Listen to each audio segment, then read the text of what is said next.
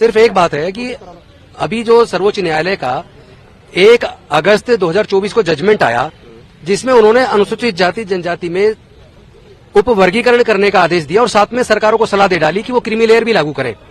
मैं पूछना चाहता हूं कि नौकरियां हैं कहां? कि ऐसा तो नहीं है कि कहीं ये जजमेंट कहीं से प्रायोजित हो, कहीं ऐसा तो नहीं है कि आप आपस में दलितों को, आदिवासियों को, पिछड़ों को लड़वाना चाहते हैं। अब ये मैं इसलिए कह रहा हूं कि देश के अंदर 4th क्लास एम्प्लॉयमेंट को भारत सरकार ने 5th पे कमीशन में पूरी तरह बैन कर दिया, आउटसोर्स कर दिया, ठेके पे भर्तियां निकाल के भरी जा रही है। वहां पे तो आप रिजर्वेशन दे ही नहीं रहे। ऊपर से जब आप क्लास 1, क्लास 2, क्लास 3 की बात करते हैं तो उसमें भी आप ठेके पे भर्ती कर रहे हैं, कॉन्ट्रैक्ट पे भर्ती कर रहे हैं और वैकेंसी एक है। करीब 2000 अनुसूचित जातियां हैं।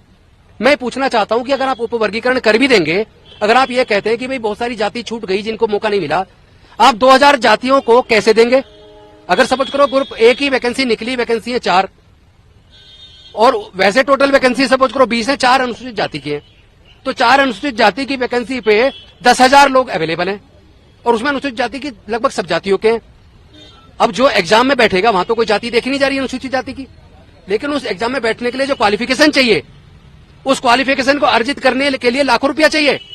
अगर आप इंजीनियरिंग करना चाहते हैं दिल्ली टेक्निकल यूनिवर्सिटी से या Netaji Subhash university of technology से, या आप लॉ करना चाहते हैं NLU नेशनल लॉ यूनिवर्सिटी से, तो वहां से 20 लाख रुपया चाहिए। सरकारी लॉ कॉलेज से लॉ करने के लिए 5 साल का, सरकारी इंजीनियरिंग कॉलेज से इंजीनियरिंग करने के लिए कम से कम 15 से 16 लाख रुपया चाहिए और उसके लिए भी पहले एंट्रेंस एग्जाम, उसके लिए 3 लाख रुपया आपको कोचिंग के लिए चाहिए। तो आप पहले तो कोचिंग के 3 लाख खर्च करो, उसके बाद एग्जाम में बैठो, क्वालिफाई करोगे तो आपको आपका नंबर आएगा तो आपको एडमिशन ऑफर होगा। फिर आपको वो 4 साल की डिग्री और 5 साल की डिग्री करने के लिए उसके लिए 15 से 20 लाख रुपया चाहिए।